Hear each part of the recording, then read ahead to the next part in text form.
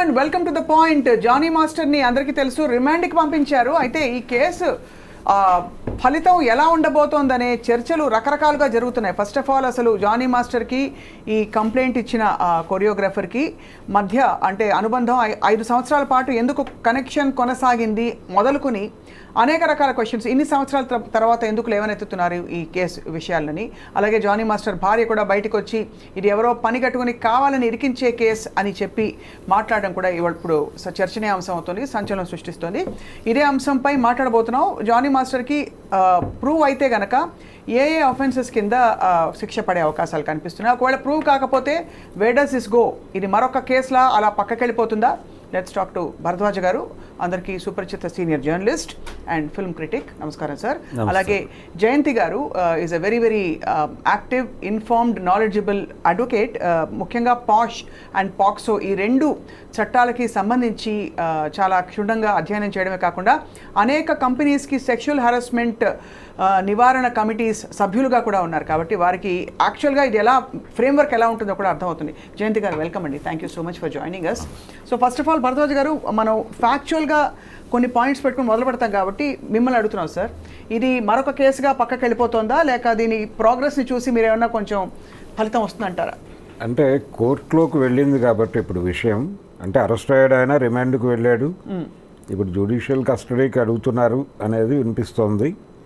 ఏది ఏమైనా కోర్టు పరిధిలోకి వ్యవహారం వెళ్ళింది కాబట్టి కొంత నిజాలు ఏమిటి అనేది తెలిసే అవకాశం అయితే ఉంటుందండి. రైట్. అంటే ఇది ఇంకొక కేసు అయినా కావచ్చు. అంటే ఆయన ఏం ప్రొవైడ్ చేస్తాడు, వాళ్ళే అతనికి ఎగనెస్ట్గా వాళ్ళేం సాక్ష్యాలు ప్రొవైడ్ చేస్తారు, కోర్టులో కంటెస్ట్ చేస్తారు. కంటెస్ట్ అయిన తర్వాత కోర్టు అంటే నిర్ధారించాలి ఇతను క్రైమ్ చేశాడో లేదా అనేది నిర్ధారణ అయితే రైట్ అప్పుడు ఏమిటి పరిస్థితి అనేది. అతని మీద సీరియస్ సెక్షన్సే ఉన్నాయి, ఆరోపణలు ఉన్నాయి. అలాగే అతన్ని సపోర్ట్ చేసేటువంటి వ్యక్తులు కూడా చాలామంది ఉన్నారు. ఇప్పుడు చాలామంది కొరియోగ్రాఫర్స్ అతనికి మద్దతు ప్రకటిస్తున్నారు. అంటే చాలా కాలంగా ఉంది, వాళ్ళ మధ్య రిలేషన్ అయితే ఉందనేది ఎస్టాబ్లిష్ చేశారు అందరూ. ఆ అమ్మాయికి అతనికి మధ్య అతను అసిస్టెంట్ కొరియోగ్రాఫర్ ఆవిడ. ఆ అమ్మాయి ఒక రియాలిటీ షోలో పరిచయం అయింది. ఆ రియాలిటీ షోలో పరిచయమైనటువంటి అమ్మాయితో ఈయన కొనసాగించాడు అనుబంధాన్ని. అది సెక్షువల్ హెరాస్మెంట్కి వెళ్ళింది అనేది ఆ అమ్మాయి ఎలిగేషను. రెండోది చాలా విషయాలు రాసింది ఆవిడ ఆ కంప్లైంట్లో. మతం మారి అతన్ని పెళ్లి చేసుకోమని అతని వైఫ్ ఈ అమ్మాయిని ఫోర్స్ చేసినట్టుగా కూడా ఒక వాక్యం రైట్ ఉంది దానిలో. అది ఒక యాంగిల్ తీసేసుకుని దాని మీద లవ్ జిహాద్ అనేటువంటి చర్చలు ఒకవైపు జరుపుతున్నారు. అవును. రెండో వైపు ఇంతకాలం ఎందుకు ఆగింది ఈ అమ్మాయి, ఎందుకు ఓపెన్ కాలేదు అనేది ఒక చర్చ. అంటే వీళ్ళిద్దరూ రిలేషన్లో ఉన్నారు, మణికొండలో ఏదో ఫ్లాట్లో ఉన్నారని కూడా ఎస్టాబ్లిష్ చేశారు కొంతమంది.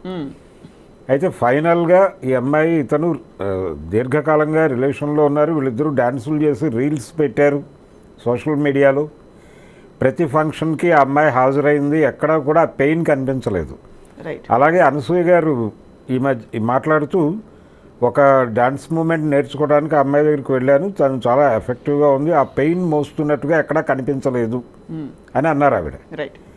ఇది టోటల్గా అంటే ఇప్పుడు ఈ రిలేషన్ ఎక్కడో స్ట్రైన్ అయింది, దాంతో ఆవిడ ఓపెన్ అప్ అయ్యి ఇప్పుడు కేసు ఫైల్ చేయడం జరిగింది అనేది ఒక అభిప్రాయం. రైట్. బట్ ఇక్కడ సార్ ఇప్పుడు మనం ఫ్యాక్ట్స్ పెట్టాం కాబట్టి ఏమేమి చర్చకు వస్తున్నాయని చెప్పి జయంతి గారు, మామూలుగా ఇటువంటి కేసుల్లో ఏ అంశాలని కోర్టు కానీ ఒక కమిటీ కానీ ఎవిడెన్సెస్గా పరిగణిస్తుంది? ఎందుకంటే ఒక సంఘటన ఇలాంటివి జరిగితే ఏది దొరకకుండా అఫెండర్ చేసే అవకాశాలే ఎక్కువ ఉంటాయి. So for example WhatsApp chats ఉండొచ్చు, ఇంకేమన్నా ఉండొచ్చు. What does the court take into cognizance? అందుకన్నా ముందు స్వప్న, ఫస్ట్ ఆఫ్ ఆల్ అతని మీద పెట్టిన సెక్షన్స్ ఏంటి, రైట్, అంటే ఆ సెక్షన్స్ ఎప్పుడు కూడా బేస్డ్ అపాన్ ద కంప్లైంటే ఉంటుంది. కంప్లైంట్లో ఏమి పెట్టిందో, ఏమని ఎలిగేషన్స్ రేజ్ చేసిందో బేసింగ్ అపాన్ ఇట్ సెక్షన్స్ అనేది ఫ్రేమ్ అవుతాయి. సో ఇక్కడ వచ్చిన సెక్షన్స్ వచ్చేసి 376(2)(n), తర్వాత 506, తర్వాత 323. ఈ 3తో పాటు ఈ 3 ఐపీసీ కింద, ఇవి కాకుండా section 5 read with section 6 of POCSO act. So ఇన్ని పెట్టారు. Okay, so 376(2)(n itself is a very big offence. అదేంటంటే ఇట్స్ అ కంటిన్యూస్ రేప్. కంటిన్యూస్గా ఆ అమ్మాయిని రేప్ చేస్తున్నాడని. సో ఇక్కడ ఆ అమ్మాయి ఏమంది, ఆల్మోస్ట్ 2020 నుంచి షీ హాస్ బీన్ హెరాస్డ్, సెక్షువల్గా హెరాస్ చేశాడు, అత్యాచారం చేశాడు అనేది ఫస్ట్ పాయింట్. దాని తర్వాత వచ్చేసి 506, అదేంటది క్రిమినల్ ఇంటిమిడేషన్. అంటే నువ్వు కనుక నేను అడిగిన డిమాండ్ని యాక్సెప్ట్ చేయకపోతే, నేను అడిగినట్టుగా నువ్వు చేయకపోతే, నా డిమాండ్స్ నువ్వు ఫుల్ఫిల్ చేయకపోతే నీకు నేను హామ్ చేస్తాను. ఆ హామ్ కెన్ బి మెనీ థింగ్స్. అది ఫిజికల్ హామ్ అవ్వచ్చు, లేకపోతే రెప్యుటేషనల్ హామ్ అవ్వచ్చు, లేదా అమ్మాయికి ఫ్యూచర్ కెరియర్ హామ్ అవ్వచ్చు, ఫ్యామిలీకి హామ్ అవ్వచ్చు, ఇంకా రకరకాలుగా హామ్ అవ్వచ్చు. సో అదొకటి. మూడోది వచ్చేసి causing hurt, that is section 323. ఈ మూడితో పాటు ఎందుకు సెక్షన్ 5 రెడ్ విత్ సెక్షన్ 6 పెట్టారంటే, తను మైనర్గా ఉన్నప్పటి నుంచి తన మీద ఈ లైంగిక వేధింపులు, అత్యాచారం చేయడం జరుగుతుందని పెట్టింది. అంటే she must be less 18 below 18 అయి ఉండాలి. కాబట్టే కదా ఆ పాక్సో యాక్ట్ కింద వస్తుంది. సో ఇంత దాంట్లో ఏమేమి ఎవిడెన్సెస్ అంటే, ప్రైమరీ ఎవిడెన్స్ ఉంటుంది, సెకండరీ ఎవిడెన్స్ ఉంటుంది. ఫస్ట్ ఆ అమ్మాయి మెడికల్ ఎగ్జామినేషన్, రైట్, ఆ తర్వాత వాట్సాప్ చాట్లు, ఇవన్నీ సెకండరీ ఎవిడెన్స్ కింద తీసుకుంటారు. మెడికల్ ఎగ్జామినేషన్ ఎప్పుడు అంటే 5 ఏళ్ల క్రితం జరిగిన దానికి మెడికల్ ఎగ్జామినేషన్ చేస్తారు, చేయించాలి, సాధ్యం అంటారు. It's possible to prove.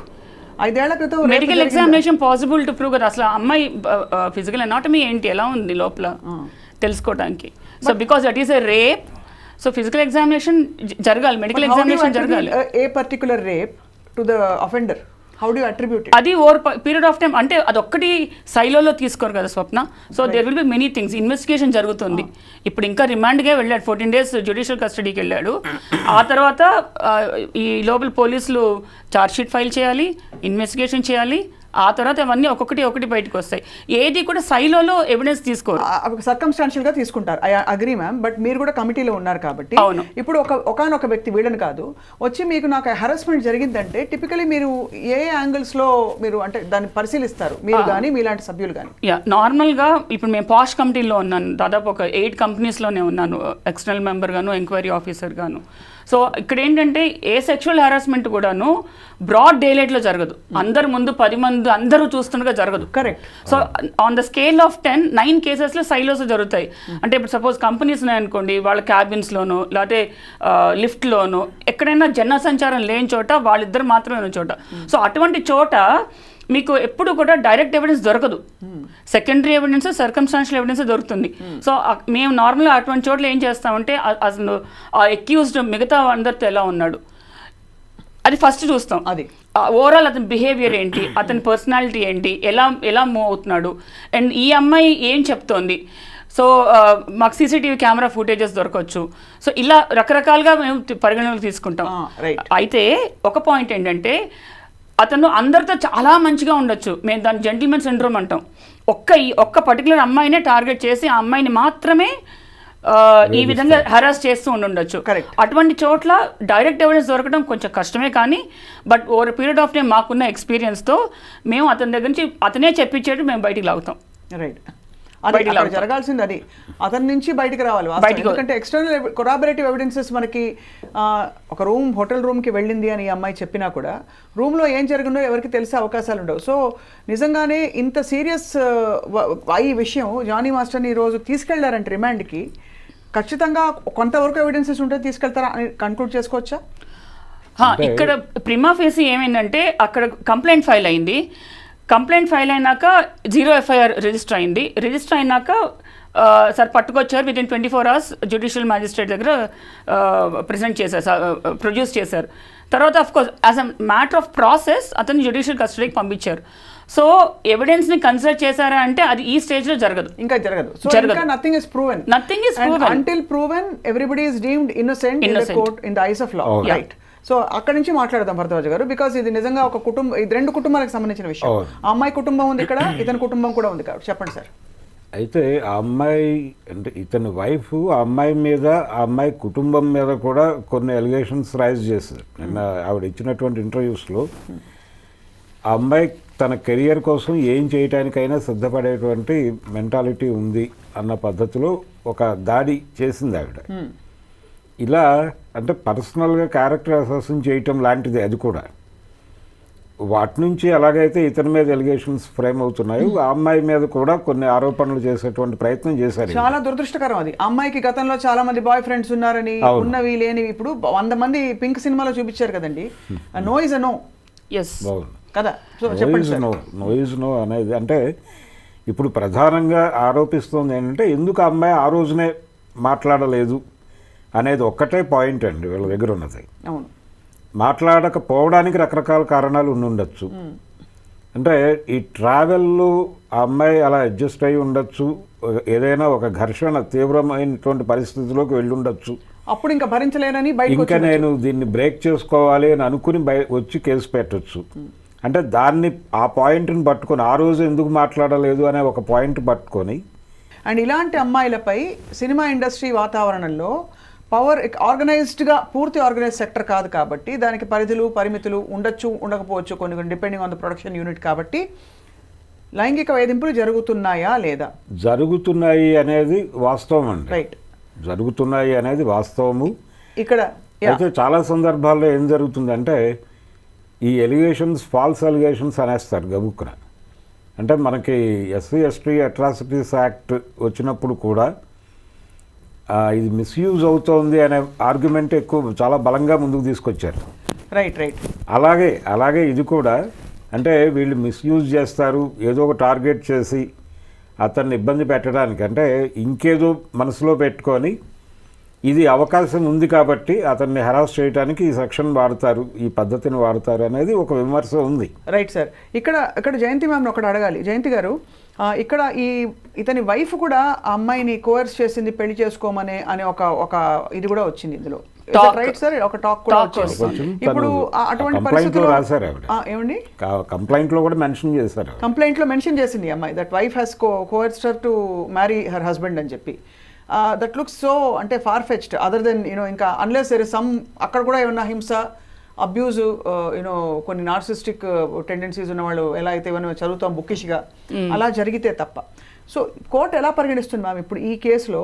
Because వాళ్ళిద్దరి మధ్య అనుబంధం సంబంధం కనెక్షన్ కొనసాగింది. అండ్ కంటిన్యూస్ ఫోర్స్ రేప్ అంటే at every point the victim had a physical ఇది టు ఎస్కేప్.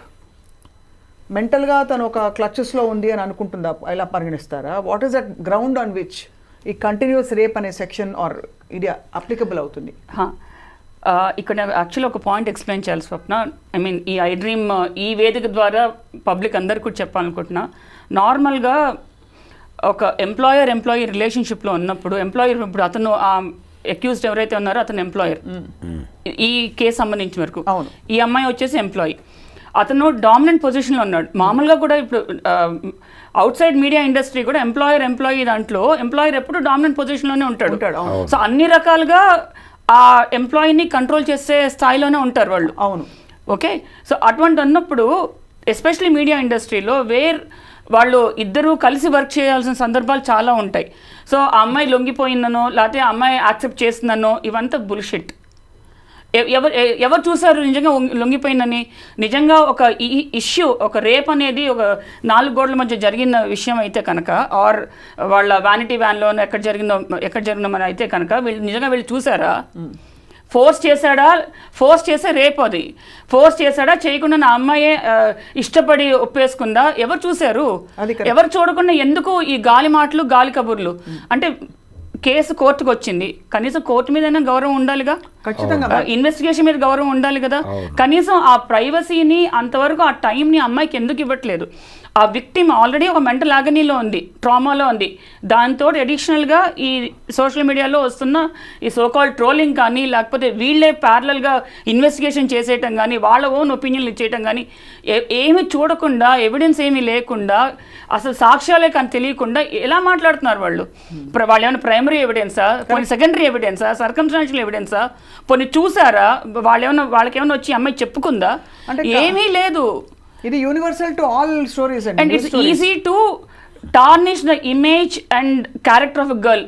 ఈ ప్రపంచంలో చాలా easiest thing and dirtiest thing ఎవరైనా చేయగలిగేది ఏంటంటే ఒక ఆడపిల్ల క్యారెక్టర్ని టార్నిష్ చేసేయటం. అది అంత ఈజియెస్ట్ థింగ్ ఇంకోట్లేదు.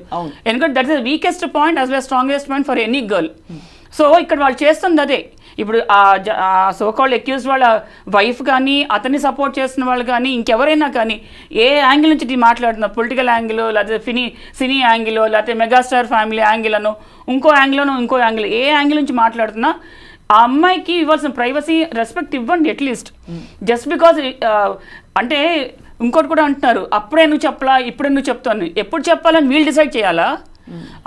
ఒక రేప్ ఇన్సిడెంట్ జరిగింది, that's not easy to accept it. అంటే కరెక్ట్ మ్యామ్, వీళ్ళు చెప్పరు, ఎవరు చెప్పకూడదు, సోషల్ మీడియాలో ఇది కామన్ ఇలా కామెంట్లు చెప్పడం కాదు, కంక్లూడింగ్ ఇట్. అంటే గౌరవ కోర్టు ఎలా పరిగణిస్తుంది ఈ ఫ్యాక్ట్స్ ని, ఈ డేటాని అని తెలుసుకునే ప్రయత్నం ఖచ్చితంగా అన్ని కన్సిడర్ చేస్తుంది, ఏ ఫ్యాక్ట్ ని వదిలిపెట్టదు. అంటే 5 ఏళ్ల తర్వాత తను కంప్లైంట్ చేసింది, బట్ ఇందులో ఇంత తావు ఉంది, లేకపోతే దీనికి తావు ఉంది, ఈ సంఘటనలు జరిగినట్టు కనిపిస్తున్నాయని చెప్పి there is evidence and circumstantial అన్ని పరిగణలోకి తీసుకుంటుంది స్వప్న. కోర్టు ఈ మీడియాలో వస్తున్న సెన్సేషన్తో ఇన్ఫ్లుయెన్స్ అవ్వదు. It will go with the evidence, it will go with ఎవిడెన్స్లో కూడా primary evidence, circumstantial evidence, corroborative evidence అన్ని చూసుకునే ముందుకెళ్తుంది. సో మరి ఈ కమిటీ పాత్ర ఏంటి ఇందులో? అంటే ఈ కేసుని మరింత స్పీడప్ చేయడానికి, బికాస్ అన్ని వేళలా క్రిమినల్ సివిల్ కేసులు పెట్టకపోవచ్చు, కాంపెన్సేషన్ కోసం సివిల్ అండ్ చార్జెస్ ప్రెస్ చేయడానికి పాక్సో లాంటిది. బట్ ఈ committee in cases of majors for example who are sexually harassed, what does the committee do? What is it's expected to do? అసలు కమిటీకి ఉన్న పవర్స్ ఏంటి అక్కడి నుంచి మనం మాట్లాడితే, ఎసెన్షియల్లీ కమిటీ వచ్చేసి it has got all the powers of a civil court. అది పాష్ యాక్ట్ చెప్తుంది, sexual harassment women at work place act, prevention, prohibition and redressal. దానికి ఉన్న పవర్స్ ఆ 3 పరిధిలో వర్క్ చేయాలి. ప్రివెన్షన్ వర్క్ చేయాలి, ప్రొహిబిషన్ చేయాలి, రెడ్రెసల్ చేయాలి. ఇంత పని ఉంది. ఎంతమందికి తెలుసు ఇంత పని చేయాలని? అవును, నేను ఇప్పుడు సోషల్ మీడియాలో కొన్ని చూస్తున్నాను, వీడియోస్ కానీ ఇంటర్వ్యూస్ కానీ ఇవన్నీ చూస్తున్నాను. ఫస్ట్ ఆఫ్ ఆల్ మాట్లాడతాను హాఫ్ బేక్డ్, దాంట్లో incomplete information, 3 false information. Correct. So దాంతో యాక్చువల్లీ పబ్లిక్ ఎక్కువ నష్టం చేస్తున్నారు, కన్ఫ్యూజ్ చేసేస్తున్నారు. వాస్తవం. సో కమిటీ ఫస్ట్ ఫామ్ అయినాక వాళ్ళు ముందు చేయవలసింది ప్రివెన్షన్. అంటే ప్రివెన్షన్ అంటే అందరికీ తెలుసు సెక్షువల్ హెరాస్మెంట్ తప్పు అని, ఇట్స్ అన్ అఫెన్స్ అని తెలుసు, రైట్? స్టిల్ ప్రివెన్షన్ అనేది ఏంటి? More and more awareness create చేయండి, సో దట్ విక్టిమ్స్ ఎవరైనా ఉన్నారంటే వాళ్ళకి ధైర్యం వస్తుంది, నమ్మకం వస్తుంది. ఓకే, మాకంటూ ఒక కమిటీ ఉంది, ఒక సిస్టమ్ ఉంది in place, we can go there, complaint చేయొచ్చు. కానీ మీరు అనేది రైట్, చాలా రైట్ జయంతి గారు. భరద్వాజ్ గారు, మామూలుగా ఎవరైనా గొంతెత్తి ఒక మాట మాట్లాడితేనండి ఇలా జరిగింది నాకు అని చెప్పి చిన్మయి శ్రీపాద తను చెప్పిన సందర్భాలు ఉన్నాయి. చాలా మంది సెలబ్రిటీస్ వాళ్ళ గొంతు నొక్కేసే ప్రయత్నాలు చాలా జరిగాయి. వాళ్ళని రెబల్గా ముద్ర వేసేస్తారు, వాళ్ళని గయ్యాళి, ట్రబుల్ మేకర్, ఇలా రకరకాల రాధికారు చెప్పారు కదా మొన్న, ట్రబుల్ మేకర్ అంటారని చెప్పి కారవాన్స్లో సీక్రెట్ ఫిల్మింగ్ జరుగుతుంటే కూడా చూసి పట్టుబడ్డా కూడా people can't raise their voices and because they will be outcast literally. అంటే I'm talking about not caste and also outcast. So ఇది ఇక్కడ సిస్టమ్ ఫెయిల్యూర్ స్వప్న. అవును, how can we create very amicable system where, అంటే అమ్మాయిలు, భరద్వాజ్ గారు మీరు కూడా చెప్పాలి సార్, ఆడపిల్లలు బయటకు వచ్చి నాకు అన్యాయం జరిగింది అని చెప్పుకోవడానికి జడ్జిమెంట్ లేకుండా నేను ఐ విల్ బీ హర్డ్ అనే వాతావరణం ఎలా వస్తుంది మ్యామ్? జడ్జిమెంట్ ఎవరు చేస్తున్నారు? బయట నుంచి గాల్లోంచి ఎవరు చేయట్లేదు, మనలాంటి మనుషులే చేస్తున్నారు. ఎందుకు చేస్తున్నారు వాళ్ళు? పని పాట లేక కొంతమంది, మరి కొంతమంది సైడ్స్ తీసుకుని ఇప్పుడు కొత్తగా తయారయ్యారు. ఆడవాళ్ళందరూ కేసులు పెట్టేస్తున్నారు, పురుష పక్షపాతులకు తయారైపోయారు సొసైటీలో. ఫస్ట్ ఆఫ్ ఆల్ సెన్సిటివిటీ అనేది లేదు స్వప్న. బేసిక్ హ్యూమన్ సెన్సిటివిటీ ఏదైతే అనుకుంటున్నామో అది లేదు. ఇప్పుడు ఒక కాకి చచ్చిపోయింది అనుకో, అది దెబ్బ తగిలి కింద పడిపోయింది అనుకో, 100 కాకులు వచ్చి కావు కావు కావు అంటాయి, రైట్? అంటే అట్లీస్ట్ అక్కడ సాంఘీభావం చూపిస్తున్నాయి. అది మన హ్యూమన్స్లో తగ్గిపోతుంది రోజు రోజుకి. దాంతో ఏమవుతుంది, వాళ్ళ స్వార్థ ప్రయోజనాలు ఒకటి, ఆ షార్ట్ టర్మ్ సెల్ఫిష్ మోటివ్స్ ఉంటాయి చూసావా, దానికోసం ఒకటి, ఇలా అన్ని రకాలుగా కలిపి ఎస్పెషల్లీ మీడియా ఇండస్ట్రీలో మనం ఎక్కువ చూస్తాం ఇది. ఇప్పుడు ఆ భార్య పరిస్థితి చూడండి మ్యామ్. ఇప్పుడు ఇక్కడ ఎంతమంది ఎఫెక్టెడ్ విమెన్ ఉన్నారు. భార్య ప్రోగా మాట్లాడితే అంటే ఏం అనలేము, అగేన్స్ట్గా మాట్లాడితే భర్తని ఇచ్చేసిందని చెప్పి అందరు అంటారు. ఒక ధార్మిక కోణం ఓవైపు ఉంటుంది, ఓవైపు జరిగింది జరగలేదు ఇవన్నీ ఉంటాయి. సో భరద్వాజ్ గారు మీరు చెప్పండి సార్, ఈ కేసు లాజికల్ ఇప్పుడు దీంతో బహుశా అప్పుడు అలనాడు జరిగిన ఒక ఇన్సిడెంట్ గురించి ఫలానా అమ్మాయి బయటకు వచ్చి మాట్లాడుతుందేమో అనే ఒక భయం మిగతా వాళ్ళలో కూడా పట్టుకుని ఉంటుందంటారా? అంటే ఇది ప్రూవ్ అయ్యి కోర్టులో ప్రూవ్ అయ్యి శిక్ష పడితే తప్ప భయం క్రియేట్ కాదండి. అది అప్పటి వరకు అంటే జనరల్గా ఇలాంటి దానిలో ఏ క్షణమైనా మేనేజ్ చేయడానికంటే విట్నెసెస్ని మేనేజ్ చేయొచ్చు అనేటువంటి ధైర్యం కూడా ఉంటుంది వీళ్ళకి. రెండవది ఆల్రెడీ ఇప్పటికే చాలా వరకు చేశాం మేము అనే దీనిలో కూడా వాళ్ళు ఉన్నారు. అంటే ఆయన వెళ్ళిపోయిన పద్ధతి, అక్కడ వ్యవహరించినటువంటి పద్ధతి, అరెస్ట్ అయిన తర్వాత ఆయన్ని హాస్పిటల్కి తీసుకెళ్లారు, మెడికల్ టెస్ట్లు అయిన తర్వాత తీసుకెళ్లారు రిమాండ్కి. ఈ ప్రయాణంలో అతని బాడీ లాంగ్వేజ్లో ఎక్కడా కూడా ఆ ఇది కనిపించలేదు బయటకు వచ్చినటువంటి వీడియోస్లో. సో కాన్ఫిడెంట్గానే ఉన్నాడు ఆయన. అంటే ఆ కాన్ఫిడెన్స్ క్రియేట్ కావడానికి రకరకాల కారణాలు ఉండొచ్చు. అంటే నేరం చేయలేదు అనేది ఒకటే కాదు కాన్ఫిడెన్స్కి, నేను ఇది హ్యాండిల్ చేయగలను అనేటువంటి కాన్ఫిడెన్స్ కూడా కావచ్చు. అవును. కాబట్టి ఇది ప్రూవ్ అవ్వాలి. ప్రూవ్ అయితే తప్ప భయం వస్తుంది అనేది కాదు. రెండోది, ఈ కమిటీస్ వేస్తున్నారు. ఇప్పుడు ఫిలిం ఇండస్ట్రీ కూడా ఒక కమిటీ వేశారు వాళ్ళు. 2018లోనే వేశారు కమిటీ. 19లో వచ్చింది కమిటీ. అయితే సమన్ చేసేటువంటి కండిషన్లు, ఆ పవర్స్ ఉన్నాయా కమిటీకి అనేది ఒక ప్రశ్న.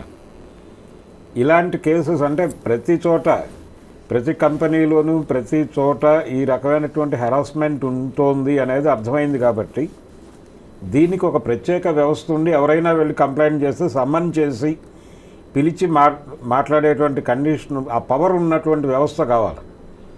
అంటే ఒక కోర్టు అవసరం ఉందేమో అనేది నా పర్సనల్ ఒపీనియన్.